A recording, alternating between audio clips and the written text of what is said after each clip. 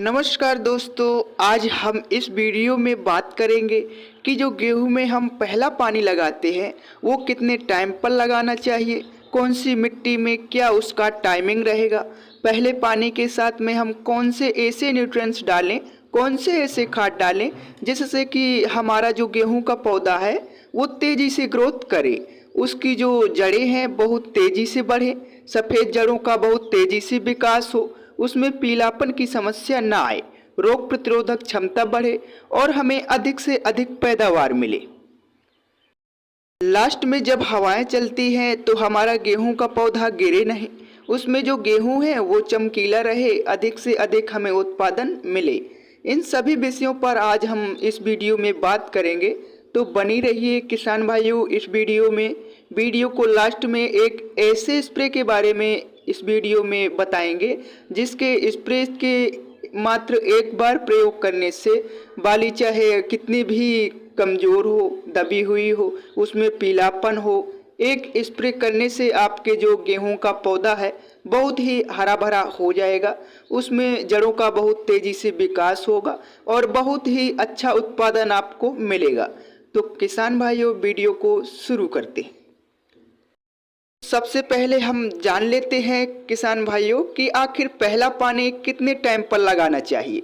Generally किसान भाइयों जो हमारे इंडिया की जो मिट्टी है वो अलग अलग एरिया में अलग अलग मिट्टी है, कहीं पर हल्की मिट्टी है, कहीं पर मीडियम मिट्टी है और कहीं पर भारी मिट्टी है, तो उसी हिसाब से हमें हमारी फसल में पानी देना चाहिए। जैसे कि हमारी जो कुछ एरिया में हल्की मिट्टी है उसमें हमें 18 से 20 दिन में पानी लगाना चाहिए, जो मीडियम साइज की मिट्टी है उसमें हमें 22 से 23 दिन में पानी लगाना चाहिए, और कुछ एरिया में जैसे कि हरियाणा, पंजाब, उनमें हमारी जो भारी मिट्टी है उसमें जो पानी को इंस्टॉल करने की क्षमता ज़्यादा होती है, तो वहाँ पर आप 25 से 28 दिन के बीच में पानी लगा सकते हैं। अब किसान भाइयों यह तो हुआ पानी लगाने का शेड्यूल। अब हम जानते हैं कि आखिर कौन सा उसमें न्यूट्रिएंट्स डालें, कौन सा खाद ऐसा डालें जिससे कि हमारी जो गेहूं की फसल है उसका तेज़ी से विकास हो, तेज़ी से उसमें जड़ों का विकास हो, और जब लास्ट में हवाएं चलती हैं तो वो गिरने की समस्या जो आती है वो गिरने की समस्या ना आए। तो जो नंबर 1 पर किसान भाइयों हमने रखा है वो रखा है यूरिया, यानी कि नाइट्रोजन। किसान भाइयों जो पहला पानी हम लगाते हैं और जो 25 दिन के आसपास हम पहला पानी लगाते हैं उस समय हमारी जो गेहूं का पौधा होता है उसको सबसे ज़्यादा जो ज़रूरत होती है वो नाइट्रोजन की होती है, यानी कि यूरिया की बहुत ही ज़्यादा आवश्यकता उस टाइम हमारे पौधे को होती है। तो सबसे पहले आपको नाइट्रोजन लेना है। नाइट्रोजन आपको किसान भाइयों हर हाल में अपने गेहूं की फसल में देना ही देना है। अब जो यूरिया हमको लेना है किसान भाइयों वो लेना है 1 एकड़ में 40 से 45 किलोग्राम। इसके बाद में किसान भाइयों जो दूसरा खाद हमको लेना है वो लेना है जिंक सल्फेट 33% वाला। उसमें 2 तत्व होते हैं, जिंक के साथ में 15% आपको सल्फर भी मिलता है। अब जिंक सल्फेट क्या आपके पौधे में काम करेगा? तो किसान भाइयों जो जिंक सल्फेट होता है वो गेहूं विकास करने में बहुत ही महत्वपूर्ण पोषक तत्व होता है। ये गेहूं में जड़ों का बहुत विकास करता है, जो अपने गेहूं की फसल में पीलापन होता है चाहे वो किसी भी कारण हो, जिंक उसको तुरंत ही दूर कर देता है। जो जमीन के अंदर पोषक तत्व पड़े रहते हैं, जैसे कि हमने इससे पहले किसी फसल को बोया है और उसमें हमने खाद दिया है, वो खाद वो फसल पूरी उठा नहीं सकी, तो जो पोषक तत्व पहले से ज़मीन में रह जाते हैं उनको भी वो एकजोड़ करके पौधे को पहुंचाता है। जिंक सल्फेट जो आपको लेना है वो 1 एकड़ में 10 किलोग्राम जिंक सल्फेट आपको लेना है। तीसरा जो किसान भाइयों आपको जो लेना है वो लेना है सल्फर। सल्फर आप पाउडर फॉर्म में भी ले सकते हैं और दाने में भी ले सकते हैं। अब सल्फर आपके पौधे में क्या काम करेगा? जैसा कि आप जानते हैं सल्फर एक फंजीसाइड होता है, यानी कि ये जो आपके पौधे में जो फंगस की बीमारी होती है उसको भी दूर करता है। दूसरा कि जो सल्फर होता है वो जड़ों का विकास करने बहुत ही सहायक तत्व होता है। यानी कि गेहूं की जो जड़ें होती हैं उनका बहुत ही तेजी से विकास करेगा। सफ़ेद जड़ों का विकास करेगा, आपके पौधे में क्लोरोफिल बढ़ाएगा, चमक बढ़ाएगा, पौधे की ग्रोथ तेजी से बढ़ाएगा, पौधे की रोग प्रतिरोधक क्षमता को बढ़ाएगा, जिससे हमारे गेहूं की फसल में बहुत कम रोग आने के चांस होते हैं।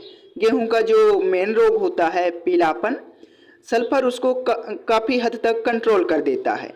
अब किसान भाइयों, जो सल्फर आपको लेना है वो लेना है 8 किलोग्राम प्रति एकड़। किसान भाइयों, सभी को आप मिक्स करिएगा। फिर मिक्स करने के बाद में एक इम्पोर्टेंट सवाल यह आता है किसान भाइयों कि खाद को हमें पानी से पहले देना चाहिए या पानी के बाद में। तो किसान भाइयों, मैं रिक्वायरमेंट करूंगा कि आप खाद को पानी से पहले दीजिए, क्योंकि जब हम पहला पानी लगाते हैं तो ज़मीन हमारी उसके कड़ खुले हुए हैं, जो हम खाद देंगे वो सीधा जड़ों तक पहुंचेगा। किसान भाइयों, अगर आपकी फसल ज़्यादा कमज़ोर है या फिर पहला पानी देने के बाद उसमें आपने खरपतवार का स्प्रे किया, इस वजह से पीलापन आ गया हो, किसी भी कारण से अगर मान के चलो कमज़ोर है या पीलापन है, तो हम उसमें स्प्रे कर सकते हैं। किसान भाइयों, स्प्रे करने से जो मोस्ट हमको फ़ायदा होता है वो ये होता है कि स्प्रे के रिजल्ट हमें तुरंत मिलते हैं।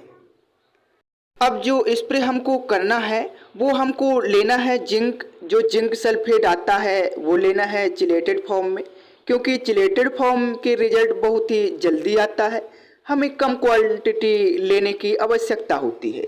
आपको जो चिलेटेड फॉर्म में जिंक सल्फेट लेना है, किसी भी बढ़िया कंपनी का आप ले सकते हैं। चिलेटेड ही आपको फेरस सल्फेट लेना है, और मैग्नीज जो आता है मैग्नीज सल्फेट, वो भी आपको चिलेटेड फॉर्म में लेना है। एक आता है किसान भाइयों आपको जो मैग्नीशियम सल्फेट होता है वो आपको लेना है। ये चारों चीज़ आप लेकर अपने प्लांट में स्प्रे कर सकते हैं। अब इनकी जो मात्रा रहेगी वो जिंक जो चिलेटेड आपको लेना है 100 से 150 ग्राम, चिलेटेड जो फेरस लेना है आपको वो 100 से 150 ग्राम लेना है, मैग्नीशियम जो सल्फेट लेना है किसान भाइयों वो आपको लेना है 1 किलोग्राम, और जो मैग्नीज लेना है वो आपको 500 ग्राम लेना है। ये जो सारे जो हैं किसान भाइयों, आपको 200 लीटर जो पानी होता है उसका डोज, यानी कि 1 एकड़ का ये डोज, इन सबको आपको घोलकर आप अपने प्लांट में स्प्रे कर सकते हैं। अब स्प्रे आपको कब करना है किसान भाइयों, तो जब आप पहला पानी लगा दें तो उसके 5 से 6 दिन के बाद में आपको स्प्रे करना है। आपको सूखे में किसान भाई स्प्रे नहीं करना है। तो ये जो हमने जानकारी दी है किसान भाइयों, यह आपके प्लांट को बहुत ही तेज़ी से ग्रोथ करेगा, उसमें बहुत ही तेज़ी से कल्लों की संख्या बढ़ाएगा, रोग प्रतिरोधक क्षमता बढ़ेगी, लास्ट में जो गिरने की समस्या आती है उससे आपको छुटकारा मिलेगा। अगर हमारे द्वारा दी गई जानकारी को अच्छे से फॉलो करते हैं तो किसान भाइयों, हम दावा करते हैं कि आपकी जो गेहूं की फसल है उसमें 1 एकड़ से आराम से 30 से 32 क्विंटल उत्पादन ले सकते हैं।